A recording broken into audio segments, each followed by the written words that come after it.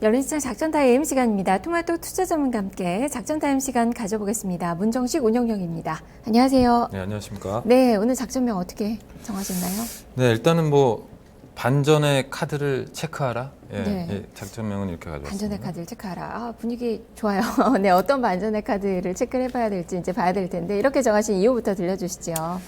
그러니까 일단은 뭐 저도 이게 이 시간 통해 가지고 제가 시장을 읽어내는 어떤 스토리적인 면들 뭐 그런 부분들을 계속해서 시장을 계속 팔로우하고 있는데 일단은 지금 추세가 꺾인 이후에 일단 지수가 힘없이 그냥 계속 주저앉고 있어요. 근데 이 문제점을 어떻게 볼 것인가? 그러면 우리가 시장이 분명히 추세를 형성하는 데 있어서는 분명히 스토리가 있거든요. 그래서 이러한 부분이 이제 뭐 하락이 멈추는 시점이 아니라 다시금 우리가 매매하기 좋은 어떤 상승 국면으로 전환을 하려면은 어떠한 요인들을 좀 확인을 해야 될까? 이런 의미에서 관련된 요인들을 좀 점검하고 향후에도 시장을 볼 때 이러한 변수들을 좀 체크하면서 시장을 바라봐야 한다. 이러한 관점에서 작전명을 가져왔습니다. 네, 자 그러면 이 반전의 카드들이 이제 미션에 들어있을 것 같은데, 네, 미션으로 어떤 점들을 좀 볼까요? 네, 일단은 뭐 아무래도 금리 인상 얘기가 나오면서부터 시장이 좀 꺾였거든요. 그래서 이제 금리 인상에 관련된 이슈들, 그렇다면 이제 무슨 지표들을 좀 봐야 하느냐, 그런 부분 좀 체크해 볼 거고요. 두 번째는 뭐 전반적으로 뭐 환율이라든가 유가, 원자재 가격, 그런 동향들도 한 번쯤 계속해서 지속적으로 확인을 해야 한다. 마지막으로는요, ECB랑 중국 쪽의 정책적인 이슈를 좀 점검해 볼까 합니다. 네, 지금 뭐 글로벌 악재가 워낙 많죠. 불확실성이 좀 강하게 좀 팽배해 있는 그 상황에서 이 뒤집어 보면 그게 호재가 될 수 있는 그 부분들을 좀 찾으셨다는 그 말씀이신데, 첫 번째가 미국의 금리 인상의 이슈입니다. 네. 살펴볼까요? 네, 일단은 근데 반등의 시그널이 나왔다는 아니고요. 네. 아직까지 그러한 시그널들이 보이지 않고 있다. 그지만 이러한 지표들이 변화가 되는 변곡점 부분에서는 시장이 반등할 것이다. 이러한 개념으로 보시면 될 것 같아요. 그래서 첫 번째는 미국 금리 인상 이슈 관련돼서 미국 이제 US 달러 인덱스와 미국 10년물 금리 일드 스프레드를 좀 봐야 할 것 같아요. 그래서 차트를 좀 준비를 했는데요. 지난주에도 이게 준비를 했었는데 이게 첨부가 안 되는 바람에 못 보여드렸는데 보시는 차트에 두 가지인데요. 왼쪽 그래프가 바로 이제 우리가 계속해서 이슈화되고 있는 US 달러 인덱스 차트입니다. 전체적으로 달러 강세가 일단은 좀 확연하게 진행이 되면서 신흥국 증시들의 약세가 일단은 좀 진행이 되고 있고요. 아직까지 달러 인덱스의 강세 현상은 지속이 되고 있다라고 보시면 될 것 같고요. 오른쪽 차트는 TNX 차트라고요. 미국 10년물 트레저리 노트 일드 스프레드입니다. 이것도 마찬가지로 미국에서 금리 인상 가능성이 부각이 되면서부터 하락 추세를 상승으로 반전시키면서 가파른 상승세.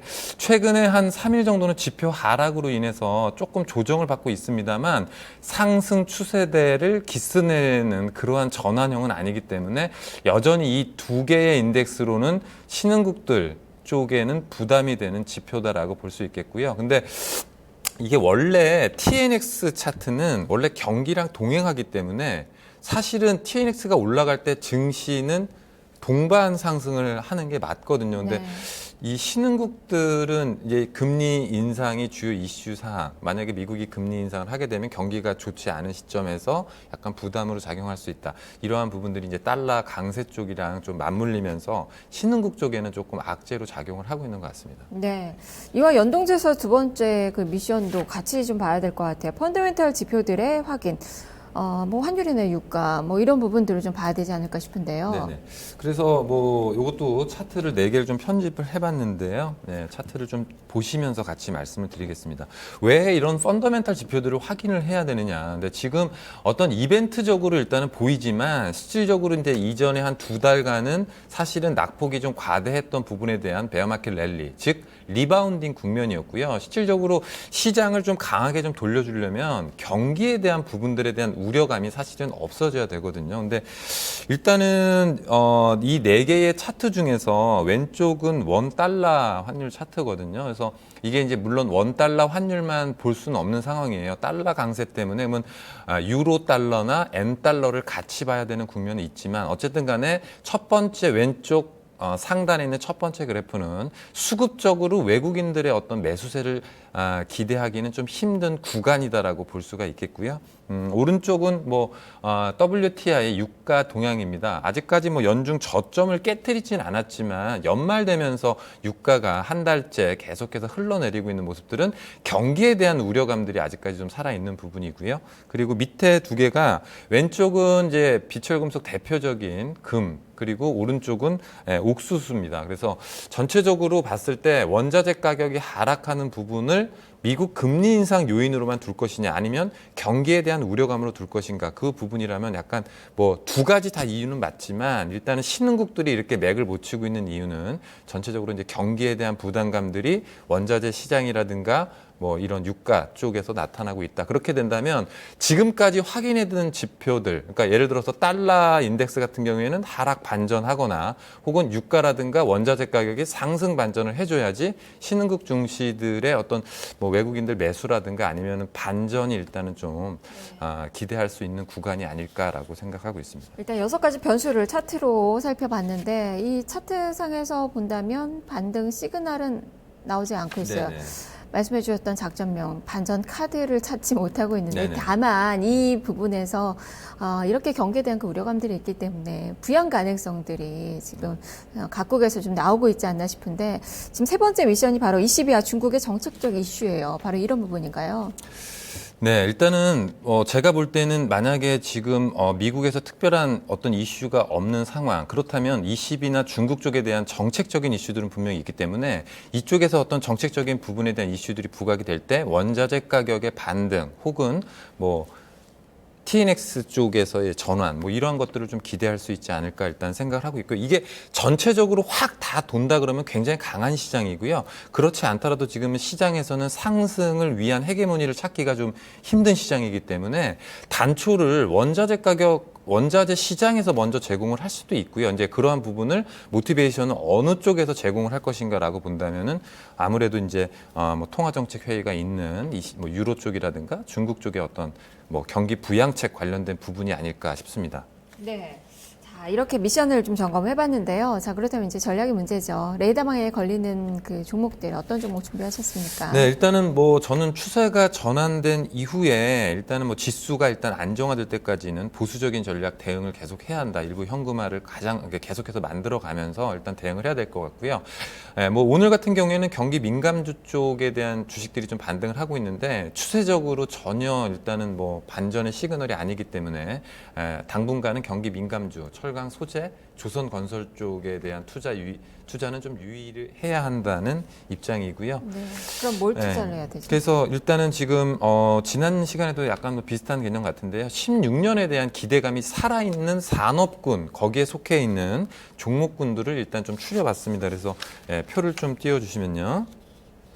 네, 요거는 이제 보면서 실적이라든가 어떤 수급적인 부분 그리고 기술적인 부분까지 좀 고려를 했을 때 최근에 시장이 무너지면서도 조금 살아있는 종목군들 위주로 좀 뽑아봤어요. 그래서 헬스케어 관련된 종목들, 뭐 인바디라든가 바텍, 뭐 그리고 뭐 임플란트 관련해서는 지속적으로 계속해서 부침이 있겠지만은 기조적으로 우상향하는 기조를 계속 유지를 하고 있고요. 그리고 뷰옥스 같은 경우 뭐 디지털 방사선 촬영기라든가 이런 부분을 계속해서 성장을 좀 하고 있다는 판단이고요.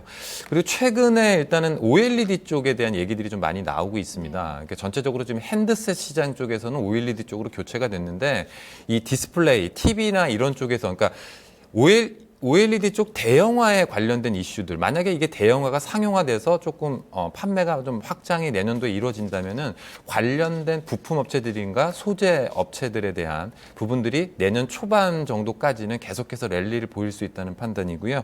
관련된 종목들 뭐 덕산, 룩스라든가 뭐 유기 소재 관련된 부분이고요. 그리고 장비 업체들 LTC라든가 SFA 그리고 AP 시스템 그리고 이제 열처리 장비 관련 비아트론이랑 테라세미콘 이런 게 있고요. 친환경차 관련돼서는 부품주들 뭐 한온 시스템이라든가 SNT 모티브 같은 종목 정도 보시면 될 것 같고요. 뭐 12월 달에 일단은 그 포스트 2020 관련해서 환경 관련 이슈로 해서 KC 그린 홀딩스와 LS 산전 정도 일단은 보시면 될 것 같습니다. 네, 알겠습니다. 말씀 잘 들었습니다. 네, 감사합니다. 네. 자, 지금까지 문정식 운용연과 함께 작전타임 시간 가져봤습니다. 자, 시장은 지금 상승폭은 조금 좀 줄어들고 있는 그 구간입니다. 그래도 빨간불은 켜놓고 있는 그 상황인데요. 자, 종목 고민 또 많으실 텐데 12시 증시타파 시간에 해결을 해드리겠습니다. 지금 전화 접수 받고 있습니다. 서울전화 02-2128-3388번, 2128-3388번 이용하셔서 지금 전화 주시면 12시에 포트폴리오 진단 받아보실 수 있으니까요. 많은 참여 부탁드리겠습니다. 자, 오늘 남은 시간도 성공 투자하십시오. 저는 내일 다시 찾아오겠습니다. 시청해주신 여러분 고맙습니다.